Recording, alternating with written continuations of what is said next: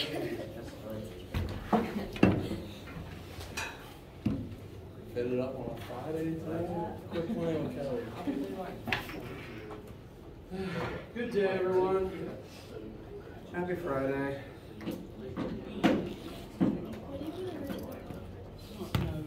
Make it to the song slip. What do y'all got? It's called For the Girls, and it's like a conference or delight kind of conference in Charlotte. Doesn't really sound like. I don't know what gave that one. You want to visit me? How are y'all doing? And does anyone have any questions before we get started? I'm gonna question 2 on the quiz. It's kind of hard. Question 2. Okay. You took the quiz already? 1, yeah, 1 out of 5 attempts. No.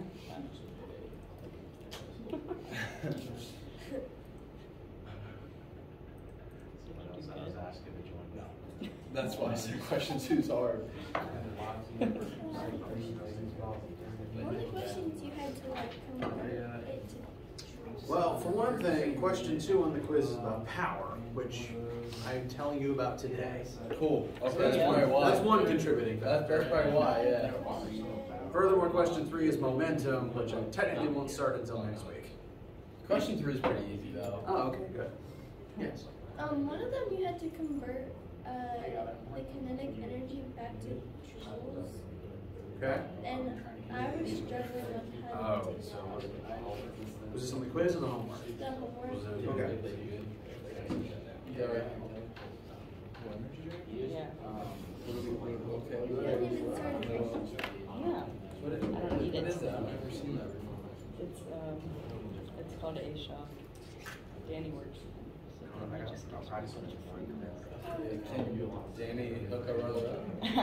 Probably, yeah. Do you remember which number it was? That's okay. I'm not like really damn ones. Wait, is today just what I'm review gonna do or is I'm something? just gonna put all the homework up on the board and No, stop we when just else had, is if we had any questions, but we can usually see that.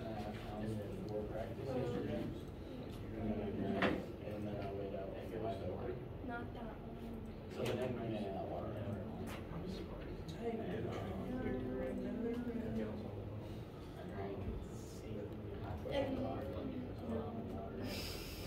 Getting close. There's only one more. Wait, which one was it? Oh. Maybe it was.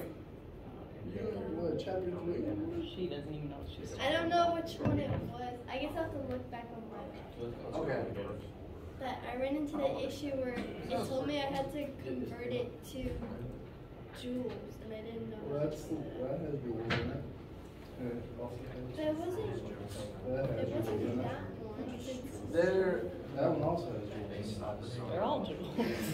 Well, because every form of energy and work would be calculated in joules. Yeah. The only reason I could think you'd have to convert into joules, like specifically convert into joules, would be if it gives you energy in calories instead. I don't know what it was. There is a quiz question that involves horsepowers. It definitely wasn't that one. Okay. Okay. I'm not quite certain. I'll look back. Okay. I'm happy to help. I'm just not sure which one you're describing.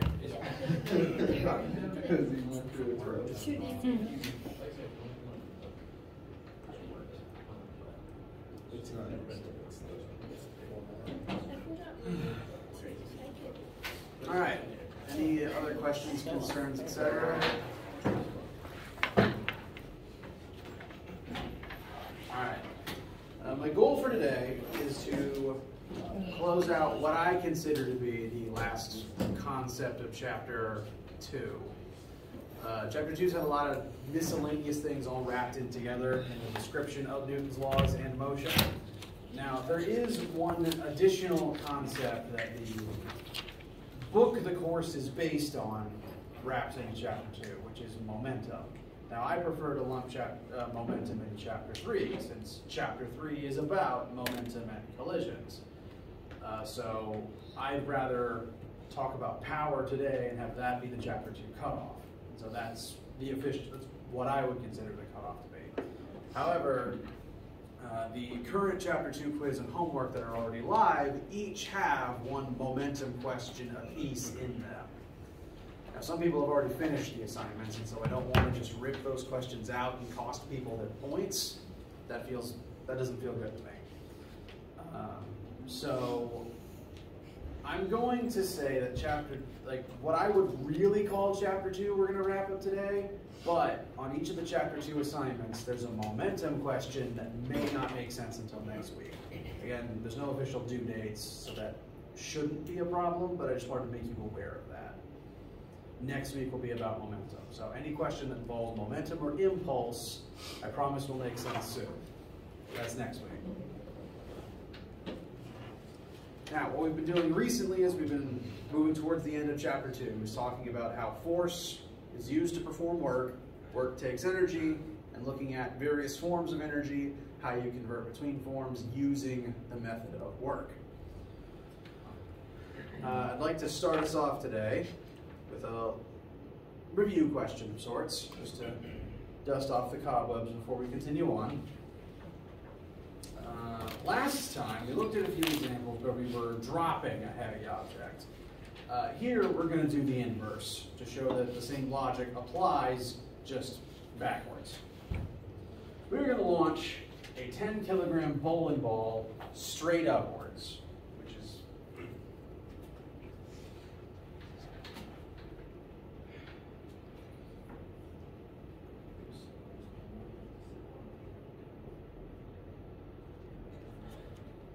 so all we're initially told is 10-kilogram bowling ball, initial velocity 25 meters per second, straight up.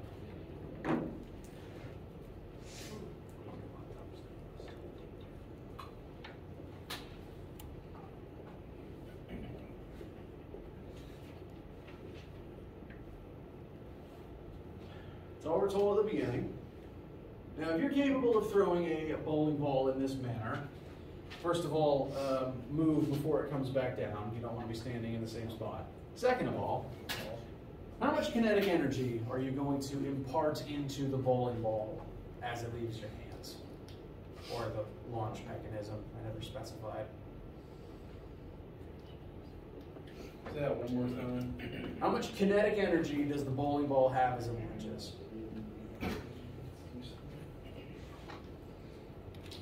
So, first main question of the day, what is the formula for kinetic energy? 1/2 mass velocity squared. Very good. That's off the straight off the down to. Kinetic energy equals 1/2 mass times velocity squared. If an object with mass is moving, it must possess kinetic energy, allowing it to move. So, in chucking this bowling ball, you are doing work to give it kinetic energy, and we can figure out how much with the information we already have. So KE equals 1/2. Mass is already in kilograms, which is great. No need to convert anything. The velocity is 25 meters per second, which will be squared. As you're putting things into your calculator, make sure you are only squaring the 25 according to order of operations.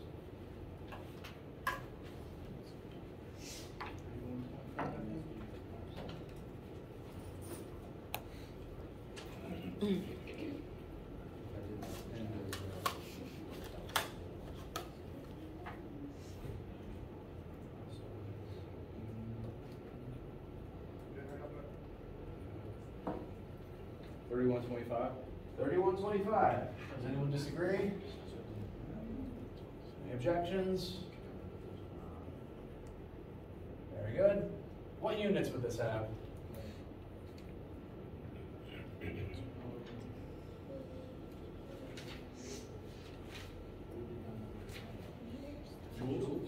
Joules.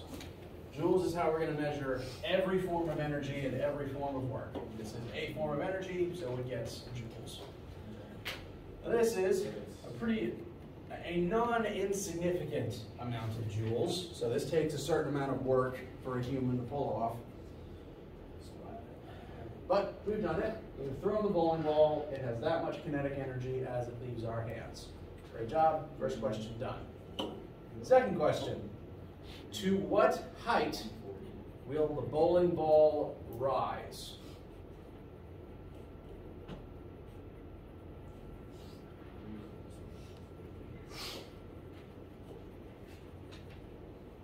Using the various methods, plural, that we've described up till now, what do you guys think? First thing off the top of your heads, what do you think is the quickest way to figure out the height to which the bowling ball will rise if it starts with this much kinetic energy?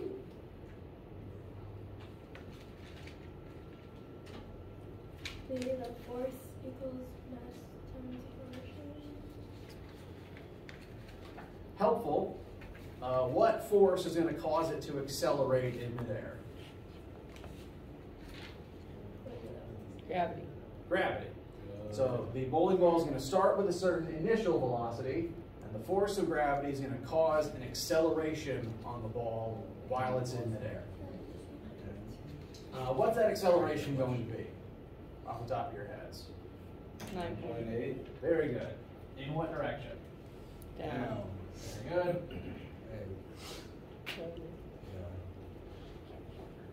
So, useful factoid, assuming this is planet Earth, this object is a projectile once it launches. Therefore, while it's in midair, it will have this acceleration because of the force of gravity acting on it. So, yes, that force of gravity is going to cause its motion to change, and that means it's only going to be able to get a certain distance in the air before gravity reduces its velocity to 0. At that point, it's at its apex, and then it turns around. And then you get out of the way. So, very useful fact. What would you recommend, what are your thoughts, first thoughts, about how we can apply all of this information, specifically to find max height, the height to which it rises? One of the Fantastic Four. Correct. That one of them will work here. Which one or ones plural are you thinking of right now? Oh no.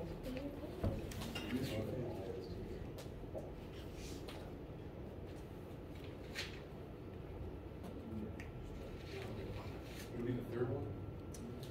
Third one is generally a good one to keep in mind. It's maybe not that helpful in this specific case because we don't know what T is. Fourth one. Yes, usually whenever 3 doesn't work, that means you can turn your attention to 4. Yeah, 3 is still a good one to jump to. 3 is usually the one you want to use. We just don't know time yet. We could figure out time. We could use 3, but that would require us to figure out time first. 4, though, is uniquely helpful here because what we're after is delta, well, change in displacement. We want to know how high it rises. We know its acceleration in midair. We know its starting velocity. And at that highest point, what is its final velocity going to be? 0. 0. So 3, absolutely viable. You just need to figure out time first. I prefer 4 here because that's one less thing to have to find before we can get to our answer. But again, 3, automatically a good first guess. So assuming final velocity is 0, initial velocity is 25, it's 2 times negative 9.8, solve for delta y, that can tell us the height to which the bowling ball rises. This is arguably the first method we ever used to figure out this sort of thing. Because we've looked at, the height that someone jumps to before, the height that something rises to in the air before, and this is the method that we would use. Still valid, still usable.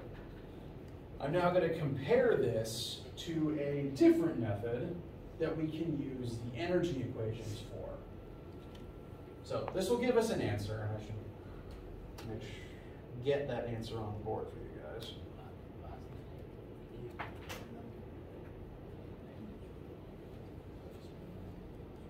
believe that's about 31.9 meters. Does anyone disagree? 25 squared divided by 2 divided by 9.8.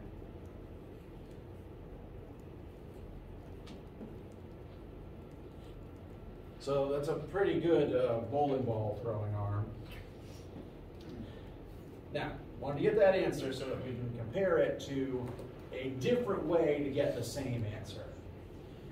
We figured out how much kinetic energy the bowling ball has when it is first launched. And as it rises, what's going to happen to this energy level? Specifically to the kinetic energy of the bowling ball.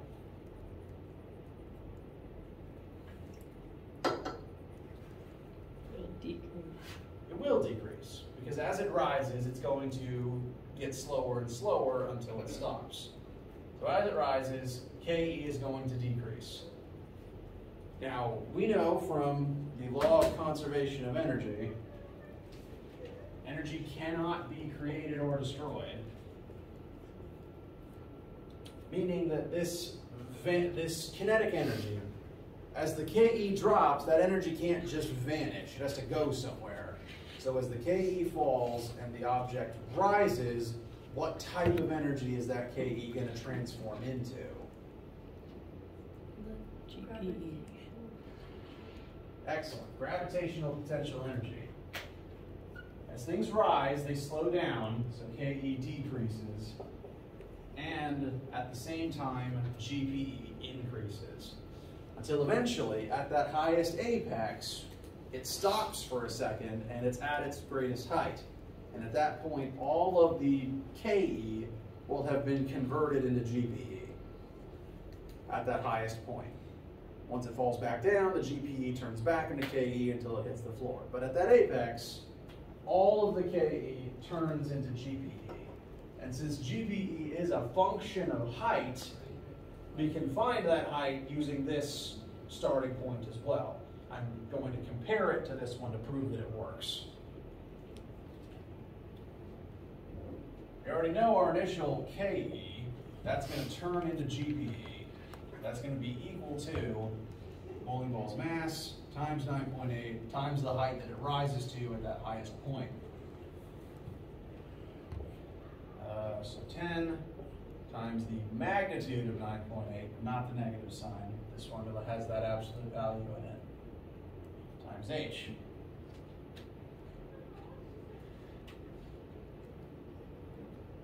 So 3125 divided by 10 divided by 9.8 should give us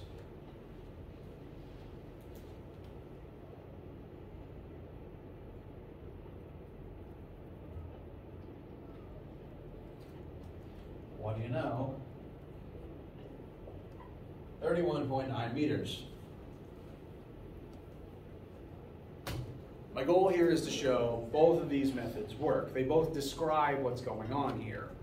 The force causes an acceleration in the bowling ball, and that force is the force that is doing work on the ball to transform its Ke into GPE. So all this stuff is happening at the same time, and they're all describing the same thing. Does the energy method make sense? Better question, does it not make sense to anybody?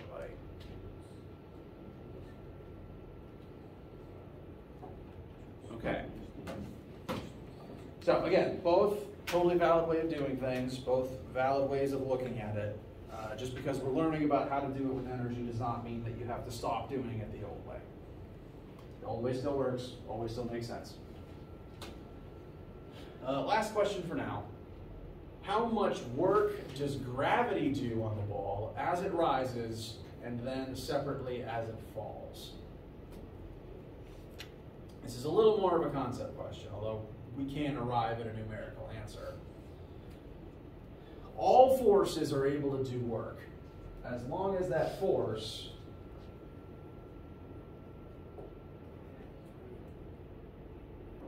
is parallel to the displacement. Now we've looked at cases where we're moving things side to side, in which case the force of gravity is not parallel and it's not doing work. But rising and falling vertically through the air, suddenly gravity is parallel to that displacement. So moving up or down, gravity can do work. And what's interesting here is work equals force times displacement, and mass times 9.8 is the force of gravity times the displacement of the bowling ball. So the GPE formula, mass times G times H, is actually the same as this formula if the force is the force of gravity. The force of gravity is m times g, and then height is your vertical displacement. So the GPE formula represents the work needed to elevate something to a certain height and the energy that now has at that height. So as the bowling ball rises, gravity does this much work on the ball to transform its KE into GPE, 3125. And then as it falls again, gravity continues doing work to turn all of that stored up GPE back into KE on the way down. The force of gravity is the force doing work to cause this energy transformation. Just remember, work uses, transfers, and transforms energy. So the force of gravity is what's doing the work to transform the energy demonstrated over there. How's that feel? All right. Any questions or concerns for right now?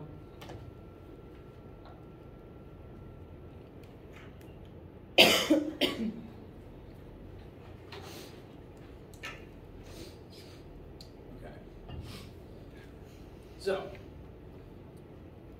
as I mentioned, there's one more concept that I would consider to be part of Chapter 2 that we're going to make sure is in your notes today. And it's kind of convenient that you asked about quiz question 2, because that question is talking about that last concept, which is the notion of power.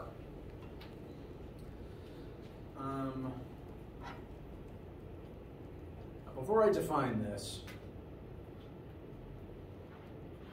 we've been talking about how force does work in here, correct? Now,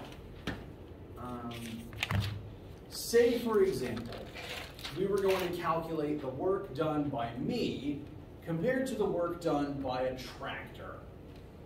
Now, both me and the tractor are physically capable of pulling with a force of 100 newtons, and both me and the tractor are physically capable of dragging something across a field.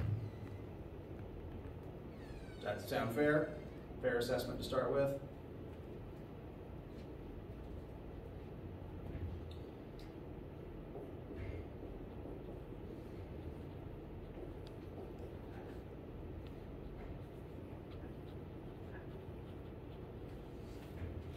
So, the tractor and I are both physically capable of exerting 100 Newton force and pulling something with that force across a 100 meter field.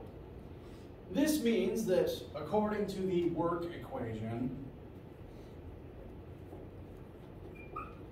the tractor and I are both capable of doing the same amount of work, because we multiply the same force by the same distance if we're both hauling the same object across the same field.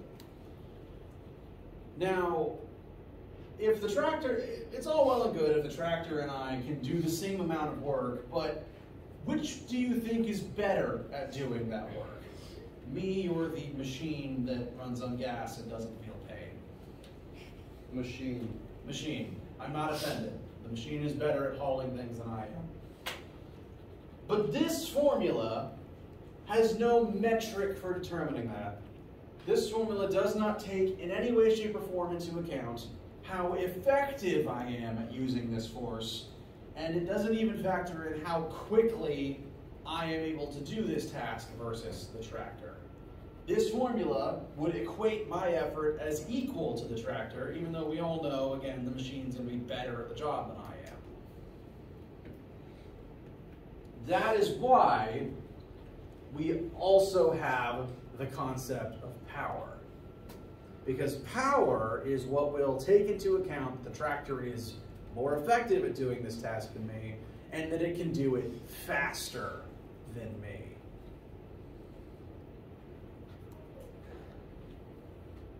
So, again, to try to compare the physics definition to what you would think, to how you hear the word in common English.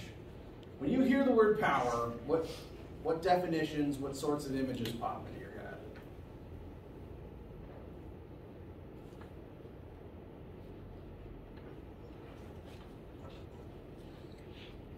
A horse. Sorry? A horse. Horsepower? Yeah. That's a good, that makes sense. Like the term horsepower is a thing in English, and we use horsepower as a unit of power. Like when car commercials talk about, the horsepower of an engine or a new model car, like that horsepower, HP, is actually a unit, the American unit of power. So yes, more horsepower means more power in terms of the physics definition. So excellent place for your mind to go. That is actually a correct use of the term. Anything else? When you hear power, where does your brain go? Like electricity. Electricity is another good case. Namely, in that every different electrical appliance you own has a different power rating, a different wattage. Does that sound familiar? Yeah. Different light bulbs have different wattages. You may not have bought an actual large commercial appliance yet, like a fridge or something, but they all have different wattages too. Fridges take several hundred, washing machines and dishwashers take up to 1,000 sometimes. They all have different power requirements, which means that they need a certain amount of energy in a certain amount of time to remain on, to be able to do their job. So those wattages represent the power requirements. All of these things actually do pretty well tie into the definition of power. So the way it's used in common English isn't actually bad, it's just most people don't bother giving you the whole definition when they say it. So for this class, as we formally define the word, power is the rate at which work is done, the rate at which energy is used. To go ahead and jump ahead to the formula, power, capital P, finally a unit that makes sense, equals work over time. Literally, the less time it takes you to accomplish a certain task, the more powerful you are. Because if you're dividing by a smaller time, you're going to get a larger power number. This is why the tractor is better at pulling something across the field than me. It can do so faster in a smaller amount of time, meaning it is more powerful than I am. And this is how we measure that. This is how we measure that instead of the work formula, since the work formula does not take this into account.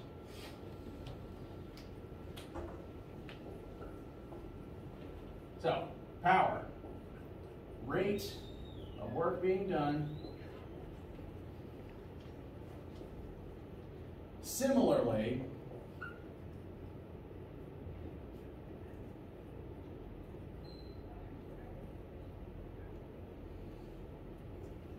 it can also be thought of as the rate at which energy gets used up. A car that has a higher horsepower, like a lot of sports cars advertise, like 1,000 brake horsepower or something. They're more powerful, they can do tasks in a shorter amount of time. It takes them a very small amount of time to do a lap on a track or to tow something that's very heavy. However, the higher the power rating of any given machine, the more energy it needs every second to be able to actually accomplish that task. So, to compare back to commercial electronics, for example, if your washing machine has a power rating of 1,000 watts versus a light bulb with a power rating of 30 watts, the washing machine needs 300 times more power, 30 times, excuse me, more energy every second in order to remain on in the first place. The higher a machine's power rating, the more energy it needs every single second to stay active. And if it doesn't get that energy, it shuts off.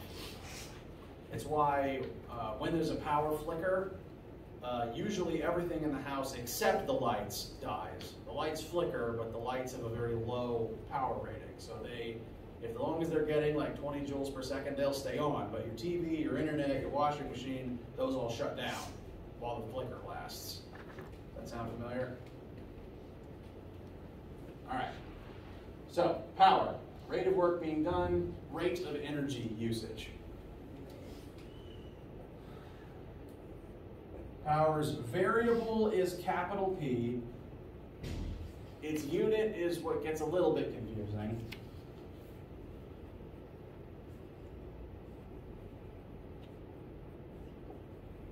The metric unit for power is watts. Now, I presume you've heard that word before. I mentioned it a second ago in terms of like the wattage requirement of an electronic or something like that. Again, in terms of electronics, the wattage represents the power it needs to stay active, the energy it needs every second to stay active.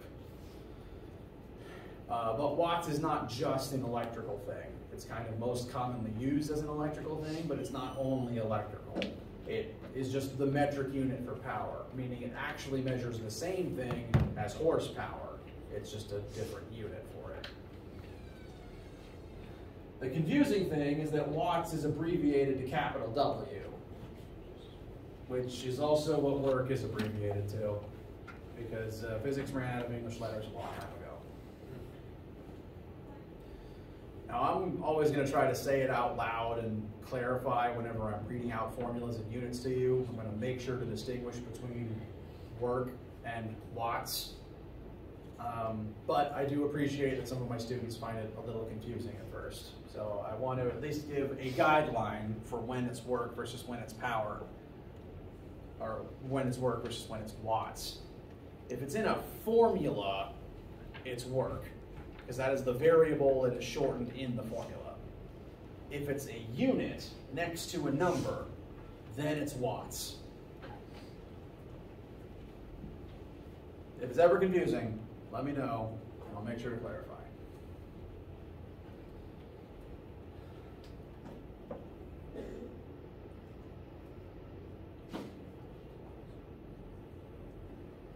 Now, the definition of 1 watt is using up 1 joule of energy in 1 second, or also doing 1 joule of work in 1 second. So a 30-watt light bulb needs 30 joules of energy every second to stay on. And that's why you leave it plugged into the wall. Every second it has to pull 30 joules of energy out of your wall electricity to remain active. Your 200-watt TV or laptop or something needs 200 joules every second to remain active. And if it doesn't get it, it shuts off.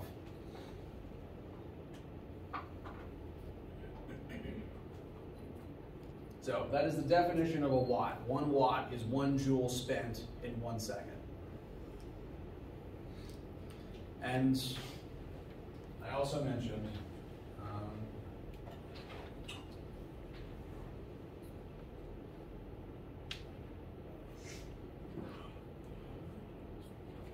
horsepower measures the same thing as watts. It's just the American unit instead of the imperial one. 1 horsepower is about 745 watts. So, whenever you hear a car commercial, now you can convert how powerful the car is to compare it to how many light bulbs it's worth. Fun fact though, 1 horsepower is not actually the strength of 1 full-grown racehorse or 1 full-grown draft horse. The unit is actually based on a pony. That's lame. Well,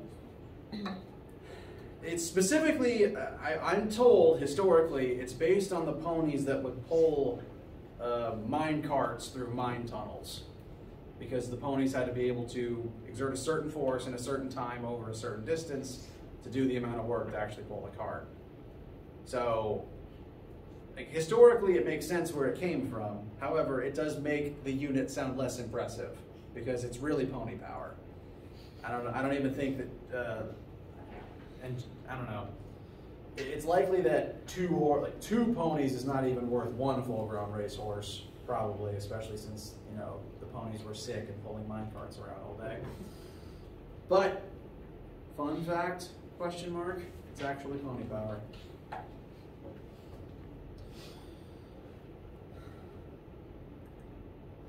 We're a little light on time, but I want to make sure to get at least one example in your notes before we break for the weekend.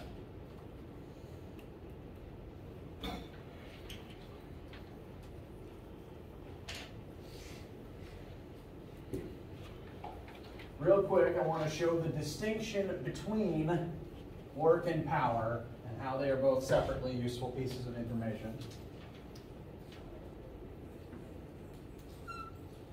It's moving day, and rather than move your own stuff yourself, you've hired robots to do it.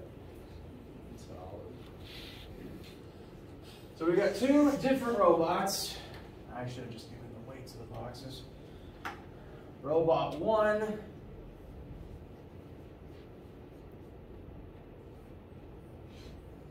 has a 3-kilogram box. Robot 2 has a 2-kilogram box.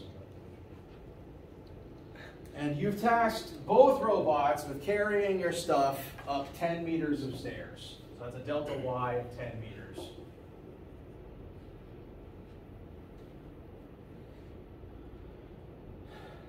Now, in addition to the masses of the boxes and the height of stairs they're going to climb, your two robots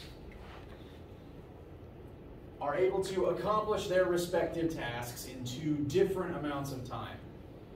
Robot 1 is carrying more weight, and it takes this robot 1 minute, so I'm going to mark that as time 1 is 60 seconds, to carry 3 kilograms up 10 meters of stairs. Meanwhile, Robot 2 is carrying 2 kilograms of weight, and it gets up 30 meters of stairs in 30 seconds. Half a minute. So, the 2 questions I have for you. First, which robot do you think is going to do more work? Not talking about power yet, but just work.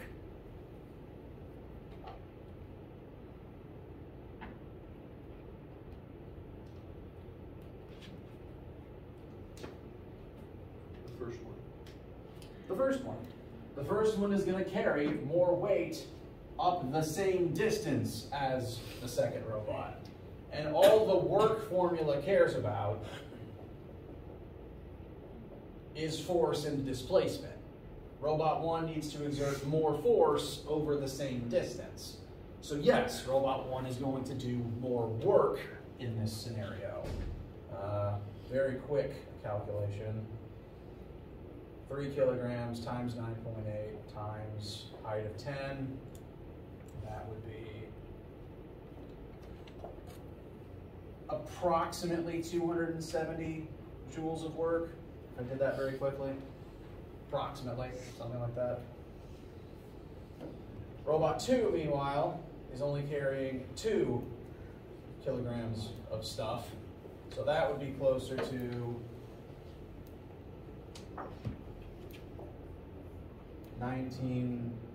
196 joules. So yes, Robot 1 does more work, 50% more work. 98, sorry, revise that.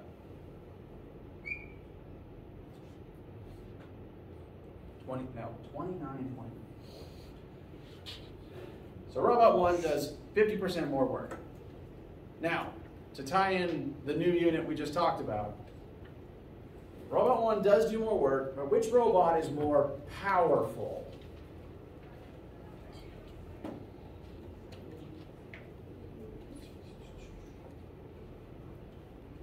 At least one person's gesture for it.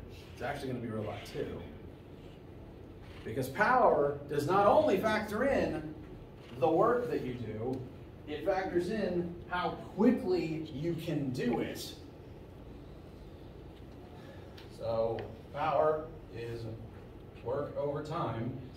That means that robot 1's power is going to be 294 over 60 seconds. Robot 2's power is going to be 196 over 30 seconds.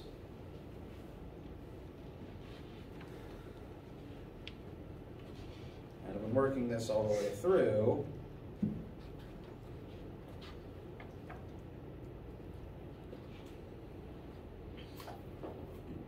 You get 4.9 watts for robot 1 and 6.5 watts for robot 2.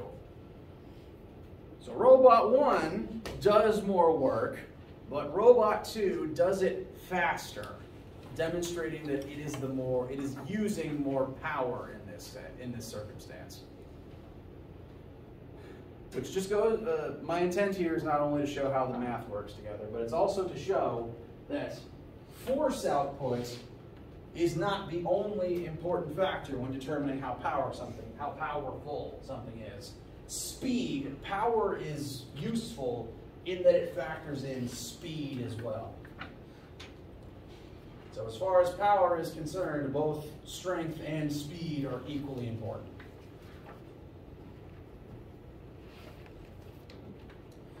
I learned this, apparently throughout this semester, I'm just going to bring up my old Taekwondo classes a lot. But I learned that power and strength and speed are both very important because in Taekwondo, I would get beat in my sparring matches by people who were faster than me, and those tended to be girls. They were just speedier than I was. So, if someone's fast, never underestimate them.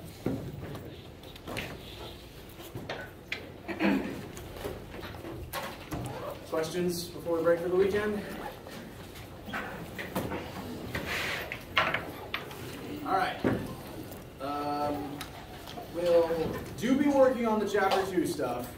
I would not say do the quiz yet because there is one momentum question, which won't make sense until next week. But do work on the homework. You should be able to finish up everything except the one momentum question on the Chapter 2 homework.